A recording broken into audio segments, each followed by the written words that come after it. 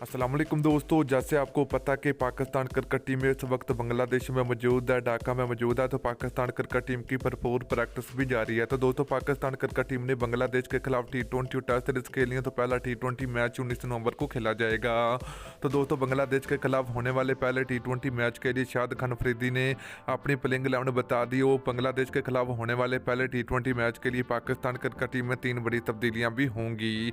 तो दोस्तों, अब पाकिस्तान क्रिकेट टीम का कड़ा इम्तिहान बांग्लादेश के खिलाफ होगा। पाकिस्तान टीम को अगर बांग्लादेश को हराना तो पाकिस्तान क्रिकेट टीम को सख्त मेहनत करनी पड़ेगी, क्योंकि जो भी टीम बांग्लादेश पहुंचती है, जहां वहां बांग्लादेश खेलती है, तो वहां पर कोई भी टीम जीतकर वापस नहीं आती। तो पाकिस्तान क्रिकेट टीम अगर जीत कर वापस आती है तो पाकिस्तान टीम दुनिया की नंबर 1 टीम होगी। तो दोस्तों, अगर प्लेइंग 11 की बात करें तो पहले नंबर पर होंगे कप्तान बाबर आजम। नंबर 2 की बात करें तो दोस्तों रिजवान को मौका मिलेगा। और सरफराज अहमद की वापसी होकर रिजवान को आराम दिया जाएगा। नंबर 3 की बात करें तो शादाब खान होंगे। नंबर 4 की बात करें तो आसफ अली होंगे। नंबर 5 की बात करें तो हैदर अली को मौका मिलेगा। तो दूसरी तब्दीली होगी दोस्तों, फ़खर जमान की जगह पर हैदर अली को मौका मिलेगा।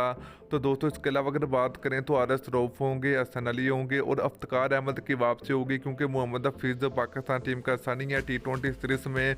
तो इसके लिए उनकी जगह पर इफ्तिकार अहमद को मौका मिलेगा। इसके अलावा अगर बात करें तो हमाद वसीम होंगे, मोहम्मद नवाज़ होंगे। और इसके अलावा अगर दोस्तों बात करें तो पाकिस्तान क्रिकेट टीम के फास्ट बॉलर शहनशाह फरीदी शाहनवाज दानी को मौका मिलेगा। तो दोस्तों, हो सकता है कि उस्मान कादर को भी मौका मिले। तो दोस्तों, ये थी पाकिस्तान क्रिकेट टीम की 11 रुकनी टीम बांग्लादेश के खिलाफ होने वाले पहले T20 मैच के लिए।